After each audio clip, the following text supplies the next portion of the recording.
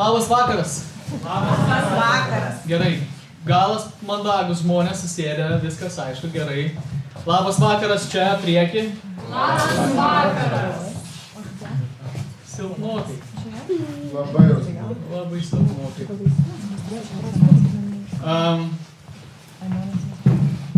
Kaip Robertas sakė, mano vardas Mantas ir aš esu iš Klaipėdos ir man labai malonu matyti čia jūs. Ir ypač tuos žmonės, kuriuos aš jau esu matęs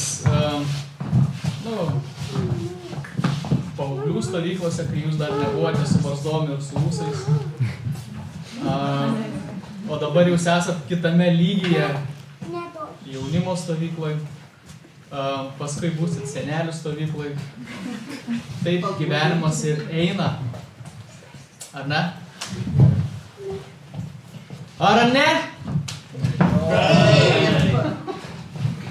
Gerai. Noriu vieną dalyką pasakyti ir šitoje stovykloje mes kalbam apie santykius.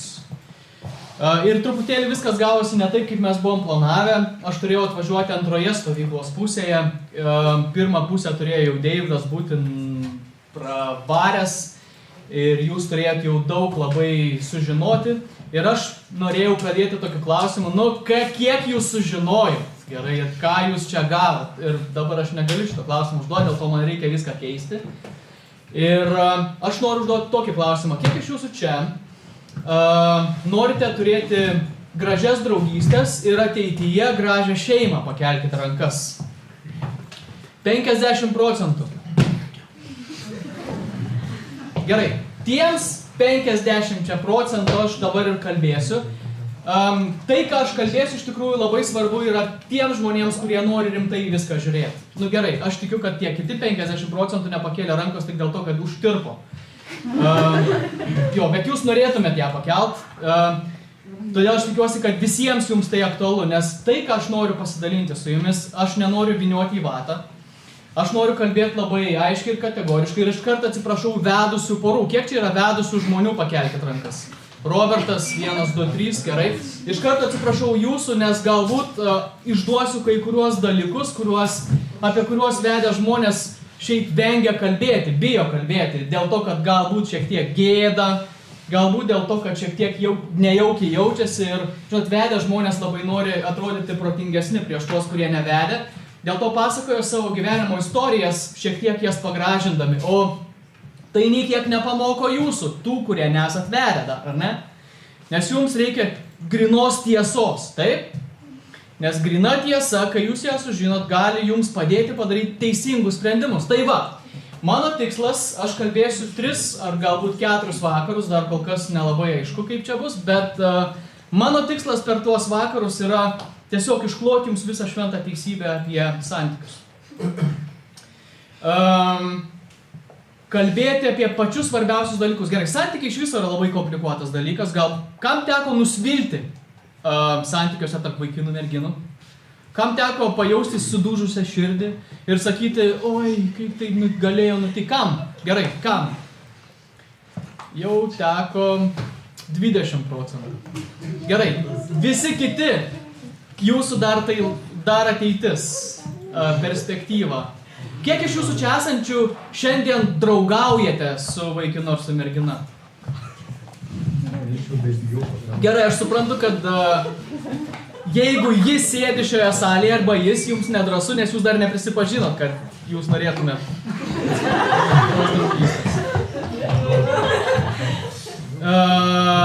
Gerai, suprantu. Žodžiu, mano noras ir troškimas iš tikrųjų yra, kad jūs turėtumėt gražius santykius.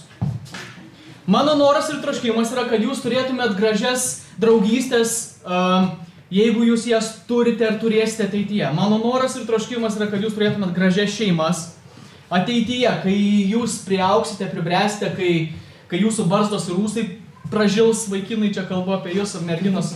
Gerai. Okay,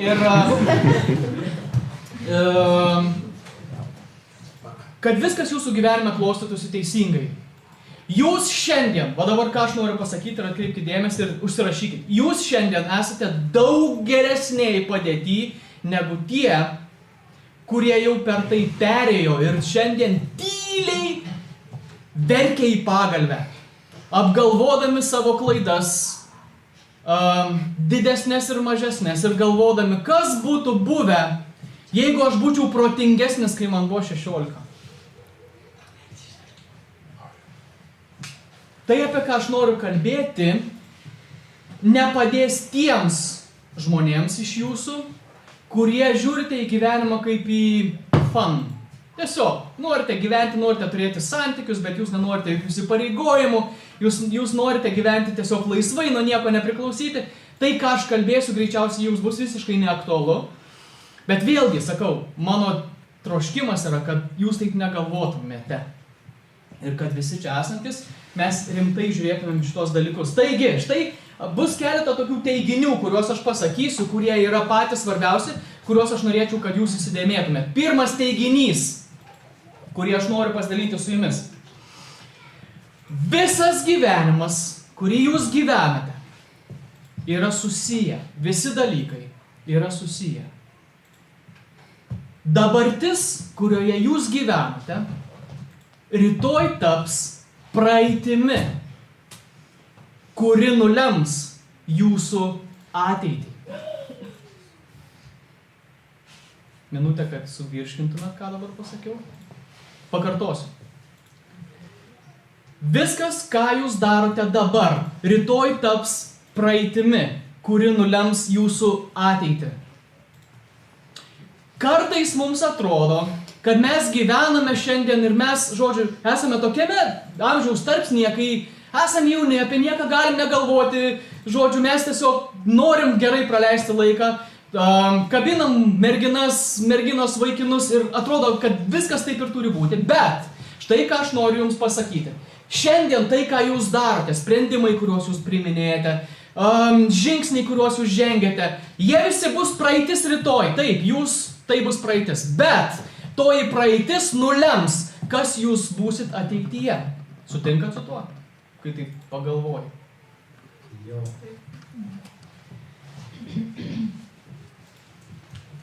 Aš šiek tiek, kai reikės būti dar jaunas, kokių 35.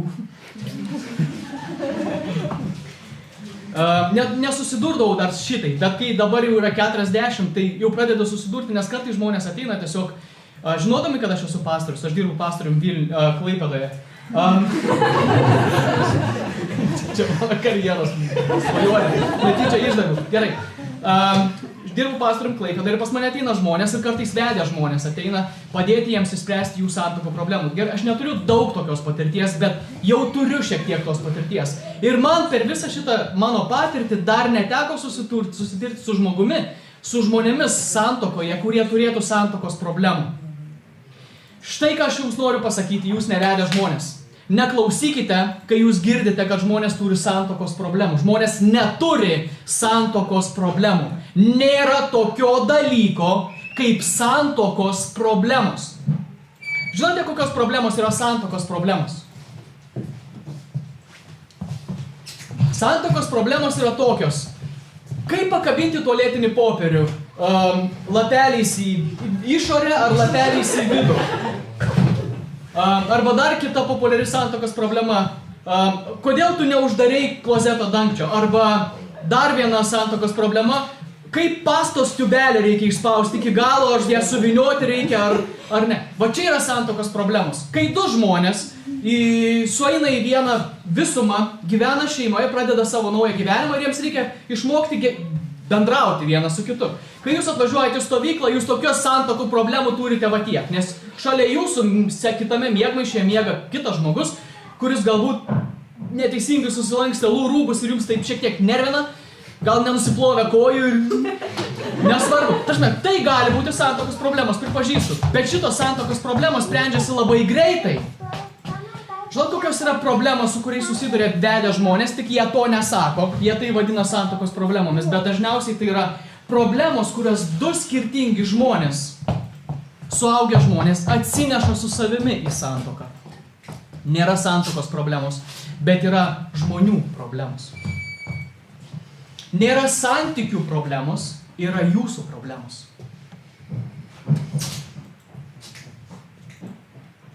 Ir visos problemos santuokoje, šeimoje, dabar klausykite atidžiai, jūs, kurie dar jūs turite viską galimybę pakeisti. Štai dėl ko aš jums kalbu, aš nekalbu vedusiems žmonėms, nes jiems tai jau viskas, jau jiems prarastos galimybės, jie nebegali nieko pakeisti, bet jūs galite. Todėl aš kalbu jums. Štai dabar paklausykit, ką aš pasakysiu. Visos problemos santuokoje prasideda nuo vieno mito. Ir šitas mitas vadinasi teisingo žmogaus mitas. Ir šitas mitas, ir šita problema pasimato santykiuose, kai bendrauja, kai draugauja vaikinas ir mergina, kai vienas taiga atsidūsta, čia yra jis. Čia yra tas žmogus, su kuriuo man lemta nugyventi mano likusį gyvenimą. Jis sukurtas specialiai man. Ir kai išgirstu šitą pasakymą, aš jau suprantu, kad šitie žmonės įklimpo. Nes jie galvoja, kad yra pasaulyje žmogus sukurtas jiems. Ir jie galvoja, kad jeigu jie sutiks teisingą žmogų, jie neturės jokių problemų tolesniam savo gyvenimui. Jie galvoja, kad viskas, ką reikia padaryti, kad turėtum laimingus santykius, yra sutikti teisingą, reikiamą žmogų, kuris tau tiktų. Bet štai, ką aš noriu jums šiandien pasakyti. Sakau jums dėl to, kad jums viskas prieš akį. Tai yra nesąmonė. Nėra tokio žmogaus. Nėra tinkamo žmogaus.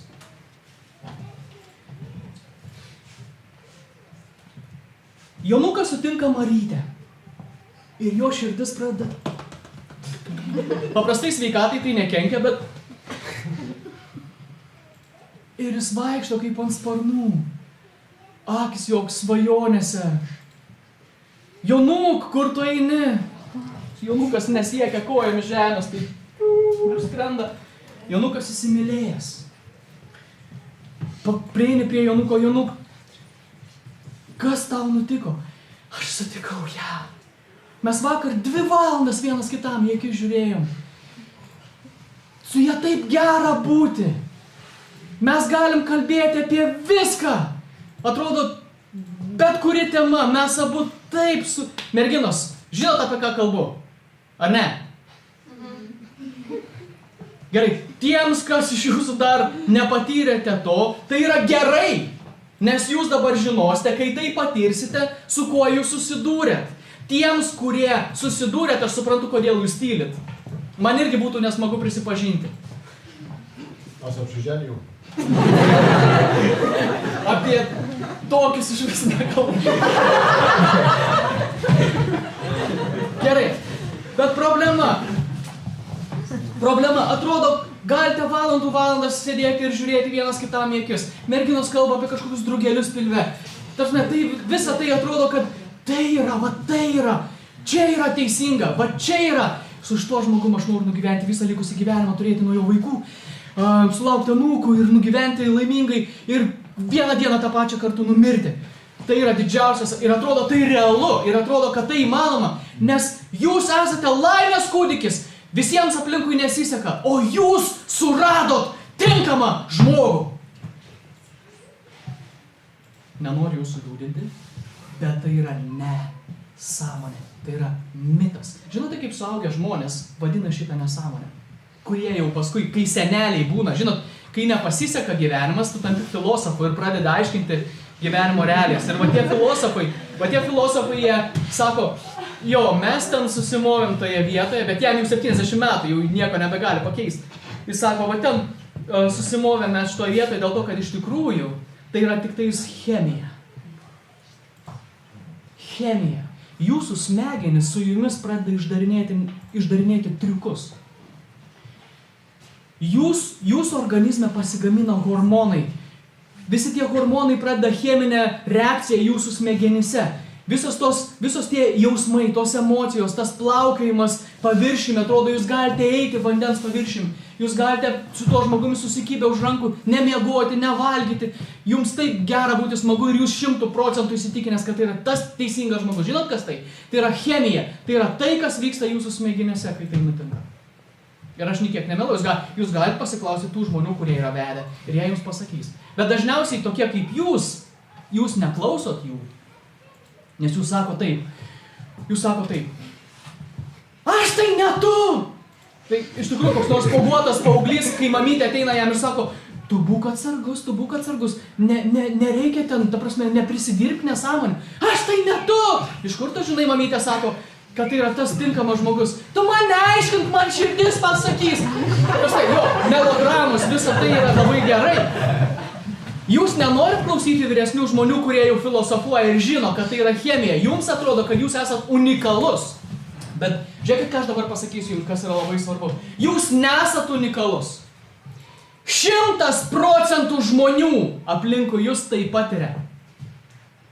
Tas jausmas, tai, kad jums atrodys, kai jūs sutiksit ją, ar jūs sutiksit jį, jums atrodys, kad tai yra tai, ir jūs esat kažko unikalus, kažko ypatingas, ir nepasisekė jūsų tėvam, seneliam iš vis nepasisekė, nes jų net nepaklausė, jie nori gyventi kartu ar ne. Susitiko tėvai, sako, gerai, kiek tu skryniai turi? 100 auksinių, gerai, nes čia savo atiduodu. Ir jie šeima. Jo, taip, ta prasme. Bet jūs šiandien visus šansus turite savo rankose. Vieno dalyko jums reikia, kad jūs žengtumėte teisingą žingsnį ir taptumėte laimingi savo santykiuose. Nepasiduokit šitai chemijai. Aš nesakau, kad jums būtinai reikia klausyti kitų patirčių, bet nuo čia prasideda problemos santykiuose. Aš gerai, papasakosiu dabar, kaip viskas vyksta toliau. Gerai, galbūt aš tikiu, kad jums dar tai yra toli, bet aš papasakosiu tai, ką vedęs slepia nuo tokių kaip jūs. Gerai, žiūrėkit, kas vyksta toliau. Panašiai po 3 metų jūsų smegenys staiga pradeda užminti stabdžio pedalus. Gerai, 3 metai tai labai abstraktu. Kai kam labai greitai nuspaudžiat pedalus, kai kam 3 metai. Bet panašiai apytiksliai mokslininkai sako, kad smegenys yra pajėgios atlaikyti šitą spaudimą panašiai tiek laiko, ne daugiau. Nes tai yra tam tikra nuprotėjimo būsena. Kas jūs į darbą priims, kai jūs taip laukiojat? Jonų, kaip dirbti? Niekas nenorės su jumis turėti jokių reikalų, jeigu jūsų smegenis taip išdarinės. Taigi smegenis yra protingesnės kartais už mus ir jos sako, gerai, stop! Ir staiga tie drugeliai kažkur dingsta. Jūs stovite šalia žmogaus ir klausite, kas tu toks? Kažkas netvarkoja mūsų santykiuose, mūsų santykiai atšalo. Nu tikrai kažkaip atšalo, ką dabar daryti? Ir tada vaikinų šauna, dažniausiai vaikinų šauna gera mintis į galvą. Seksas! Išgelbės santykius. Aš rimtai šneku, gerai, aš sakiau, į vatą aš nežadu viliuoti. Gerai, mums reikia sekso. Mergina sako, gerai, pabandyk, dažnai, jo, ir viskas atrodo, santykius dabar gerisim. Gerai, visas tai prasideda, bet tai baigėsi labai greit, nes pamato, kad niekas nesikeičia. Santykiai nesikeičia. Jie galvoja, kad mūsų santykiai yra blogi, kažkas pašlijo mūsų santykius, o iš tikrųjų problema, kad jie net neturėjo santykių. Jie turėjo chemiją. Jie neturėjo jokio ryšio, jie nežino, kas vienas apie kitą nieko labai daug, tik tai, kad jie gali žiūrėti visą naktį filmus ir jiems abiems labai smagu. Jie vienas į kitą gali žiūrėti į akites ir jie nenuleidžia akių, jie žaidžia tos žaidimus ir galvoja, kad tai yra laimės viso to, ko reikia būti laimingam. Ir kai praeina ta chemija, jiems reikia turėti santykius. Jiems reikia kartu spręsti problemas, jiems reikia kartu nuspręsti, ką darys toliau su savo gyvenimais. Teisingus sprendimus reikia, smegenys išjungia hormonus ir tada jie stovi vienas prieš kitą. Ir nežino, ką daryti. Ir jie bando taip, kaip Kosmopolitan patarė. Arba Panelė, ar nežinau, kas dar. Arba MTV. Bet čia yra dar viena nesąmonė, kuri gali nutikti. Žodžiu, kai tai nepasiseka, kai tai nepavyksta, kai tai nenutinka, tada mergina sako, žinai, mums kažkas negerai sekasi. Mums reikia kažką kito pabandyti. Ir dažniausiai tai būna merginų mintis. Mums reikia kūdikio! Vaikinas galvoja, kūdikiui reikia sekso. Gerai, aš pasirašau. Ir tada viskas prasideda, ta prasme, iš naujo. Labai gera mintis. Įsivaizduokit, 2 žmonės, kurie neturi nieko bendro, nusprendė turėti 3 žmogų, kuris išspręs jų santykių problemą. Kaip jums tokia logika? Tie, kurie esat nevedę, klausiu jūsų. Kaip jums tokia logika? Super. Super, ne? Gerai, labai geras dalykas įtraukti dar vieną žmogų į savo santykių krizės valdymą ir tokiu būdu bandyti išgelbėti savo santuoką. Bet kai tai nepavyksta, viskas užsikuria, tarsi eina rutina, kai kūdikis ateina į pasaulį, jūs turite turėti santykius. Nes jūs esate atsakingi už tą žmogų, kuris gimė, bet jūs neturite santykių ir tada prasideda mama su vaiku, o tėtis darbe.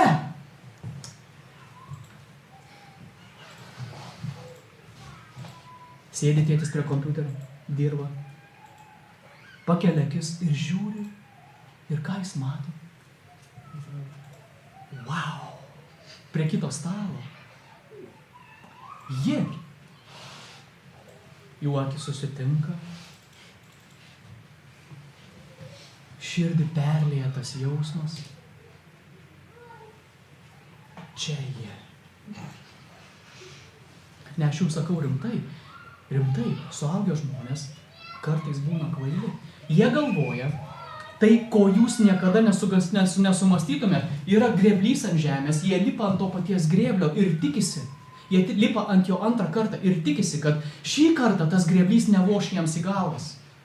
Jie elgiasi taip pat ir tikisi, kad rezultatas bus kitoks. Štai dėl ko aš jums kalbu. Aš jums kalbu, kad jūs neliptumėt ant to paties grėblio.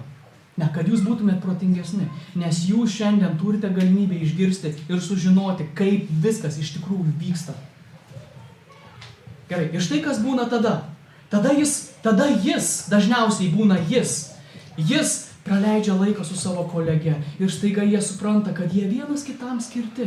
Ir jinai klausia jo, o kaip tavo šeima? O jis sako, žinai kokia problema, mano šeima pasmerkta. Kodėl? Dėl to, kad tiesiog tai ne tas žmogus.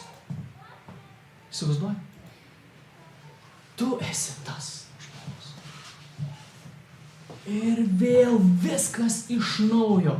Ten griuvo, čia puolu ir vėl chemija, ir vėl hormonai, po kelių metų vėl ta pati problema ir vėl. Pagal statistiką, antrą kartą vedę žmonės turi šansą išlaikyti savo santykius tik 70%. Jeigu tai yra trečia santuoka, 100%, kad jam nepavyks. Jūs galvojat, kad jūs išimtis? Mes visi vienodi. Mes visi vienodi ir visi potencialiai darome tas pačias nesąmones.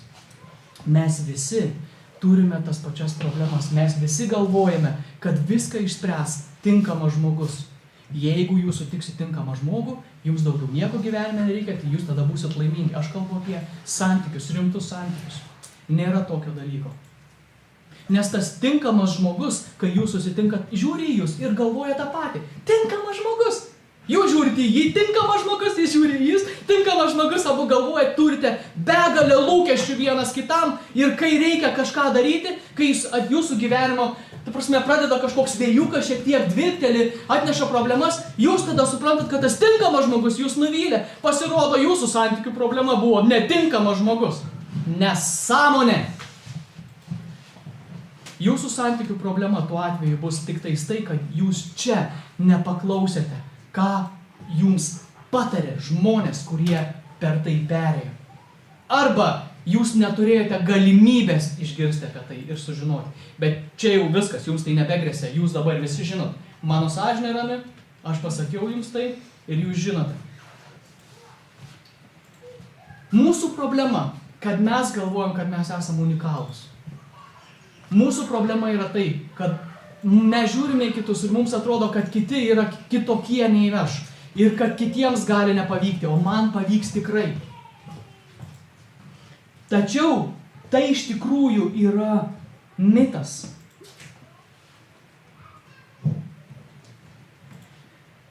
Nebūtinai taip turi nutikti su jumis. Gerai, ir aš kalbu dabar jums tai dėl to, kad aš iš tikrųjų nuoširdžiai tikiuosi, kad mano žodžiai pasieks jūsų širdis ir jūs, kadangi jūs šiandien turite savo galimybę, savo rankose visus sprendimus, jūs dar nepadarėte galbūt nieko tokio, kas jums, jūsų ateitį sugriaus. Prisiminkit, jūsų sprendimai, kuriuos jūs darot šiandien, taps istorija, praeitimi rytoj, bet ji nulems jūsų ateitį. Taigi aš labai tikiuosi, kad tai, kas vyksta šiandien, tai galbūt taps praeitimi rytoj, bet tai nulems jūsų ateitį. Todėl aš jums sakau, kalbu jums, nes aš noriu, kad jūs turėtumėte ir būtumėte pasiruošę, kai ateis laikas. Štai ką aš jums noriu pasakyti šiandien. Užsirašykite šitą mano pareiškimą dabar. Nežinau, ant popieriaus, o jeigu ne, tai į savo galvas įsirašykite. Nėra tinkamo žmogaus. Jūs nerasite tinkamo žmogaus. Vienintelis šansas, vienintelė galimybė yra tapti tinkamu žmogaus. Nėra tinkamo žmogaus. Vienintelė išeitis yra tapti tinkamu žmogumu.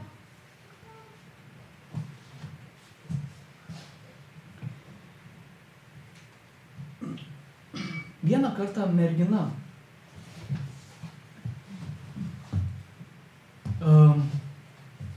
gal jūsų amžiaus savo kažkurio periodu savo gyvenime nusprendė, kad jei Dievas šiek tiek jau nebeaktualu, žinot, aš dabar noriu išbandyti kitus dalykus. Gal kai man bus 70 metų, aš pagalvosiu apie Dievą, dabar reikia gyventi dėl savęs. Žodžiu, jinai taip pagalvojusi, tiesiog, nors visą gyvenimą užaugo bažnyčioje, jai buvo tai, jinai savęs nelaikė, netikinčia iš tikrųjų, jinai save laikė pakankamai, jeigu jūs paklausite, ar tu tiki Dievą, jis sakytų greičiausiai taip, aš tikiu Dievą, bet jinai nieko nedarė su to savo tikėjimu. Taigi, jinai nebesilankė bažnyčią, jinai nesimeldė, jinai nebeskaitė Biblijos, jinai tiesiog gyveno dėl savęs ir galvojo, kad Dievas yra tiesiog jos gyvenimo tam tikra dalis, galbūt ir jai svarbi, bet ne pati svarbiausia. Taigi, jinai nuėjo į tą vakarėlį ir ten pagalvokit tik tais, kas galėjo nutikti. Kas galėjo apie tai pagalvoti? Jinai pamatė jį. Ir visos, kas ten buvo, pamatė jį. Jis buvo, ui, koks fainas. Mergaitės, aš apsisisiuosiu, jūs matėte. Jo akytės, jo lūpytės. Tarsime, tai buvo tas, jis, visas paketas. Jis buvo gražus, jo šypsena buvo kerinti, jo akys buvo tokios. Jis buvo iš tikrųjų gerai ir su juo dar pasišnekėjus, priėjo susipažinti, jisai protingas, pasirodo jis net ir turtingas ir studijuoja prestižiniame universitete prestižinę specialybę, kas jam beveik garantuoja, kad jo gyvenimas bus rožiam klotas. Žodžiu, geresnio varianto neįmanoma. Ir jinai tiesiog įsikliopino į jį. Jinai, atrodo, visą savo gyvenimą dabar tik ir ieškojo tokio žmogaus kaip jis. Ir jinai svaigo, su draugėm jinai tiesa negalėjo apie tai pasišnekėti, nes kitos draugės taip pat apie tą patį galvojo. Žodžiu, ten prasidėjo taip konkurencija. Visi suprato, kad tik tais viena kėdė šalia jo yra laisva. Visos jos norėjo užimti šitą kėdę. Taigi jinai parėjo namo savo mamytį ir pradėjo pasakyti, mamytė! Jis tas yra. Ir jinai svaigo, ten atsisėdus mamytį, koks jis nuostabus, koks jis fainas, koks jis mielas, koks jis jautrus, koks jis dėmesingas, koks jis protingas, kiek tarp jų yra bendrų dalykų. Užteko 5 minučių ir jis suprato, kad tai yra tas žmogus. Ir jinai kalba. Ir mama klauso ir sako, palauk, noriu užduoti tau vieną klausimą. Iš kur tu žinai, kad tokiam žmogui kaip jis, tokia kaip tu, esi reikalinga? Ir jinai pasakoja, kad čia pat, tą pat akimirką, jinai suvokė kraupę tiesą apie tai, kas yra iš tikrųjų. Tokia kaip ji, tokiam kaip jis, nereikalinga. Ir sako, jinai pasakoja tą istoriją, sako, viskas mano gyvenime pasikeitė va tą akimirką, nes aš supratau, kad mano didžiausias gyvenimo tikslas, jeigu aš noriu būti laiminga, yra nustoti ieškoti tinkamo žmogaus, o pačiam tapti tokia, kad visi norėtų būti su manim. Vienintelis dalykas, į ką jums iš tikrųjų reikia investuoti nuo dabar, tai ne į tai, kad ieškoti tinkamo žmogaus, nes tai neišgelbės jūsų santykių, tai nesukurs nieko jūsų gyvenime, to nepadarys jūsų laimingais, nes tokio dalyko paprasčiausiai nėra. Vienintelis dalykas, ką jūs galite padaryti, tai tapti tokiu žmogumi, su kuriuo norėtų būti kiti. Su kuriuo norėtų būti tie žmonės, kuriuos jūs manotės, su kuriais jūs norėtumėte būti. Nėra kito šansą, nėra kitų galimybių. Tik tais jums patiems mokytis ir augti. Tai yra tas tikrasis kelias tikriems santykiams ir tikrai laimiai jūsų gyvenimą. Šiandien štai kokį klausimą aš noriu užduoti jums šiandien. Ar jūs esat tinkamas žmogus?